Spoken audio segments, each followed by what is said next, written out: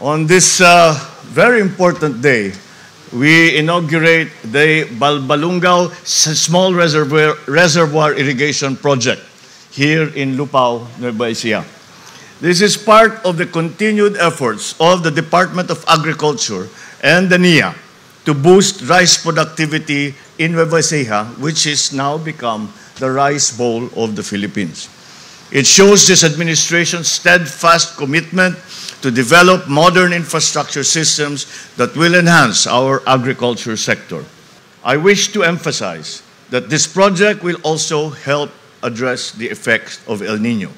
We must be prepared to counter its effects, which may last until the second quarter of 2024. So we remind once again the DA and the NIA to immediately complete the construction of irrigation facilities as well as other supporting structures based on the needs of our farmers. We just had a briefing yesterday. Kasama natin ang ating DA Secretary, kasama natin ang ating NIA Administrator kahapon at yung mga iba't ibang departamento tungkol nga sa parating na tagtuyot sa darating na taon. At magsisimula ito, mararamdaman natin, ngayon nga, mapatigil-tigil na yung ulan. At pag-umpisa na siguro ng Enero, ay hindi na masyadong uulan na talaga. Kaya't kailangan nating gawin ang lahat ng kaya nating gawin para tayo yung makapaghanda para sa ating magiging tagtuyot na baka umabot ng second quarter.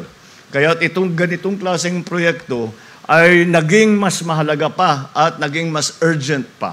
Kaya dahil kakaunti na lang ang ating natitirang panahon, binibilang ko, nasa helicopter ako, iniisip ko yung mga project na gagawin natin. Meron tayong 4 na buwan para tapusin lahat yan, maging operational na lahat yan. Dahil ang ginawa kong deadline para sa ating mga departamento ay kako sa kanila, ang isipin natin, ano ba yung kaya nating matapos by April of next year.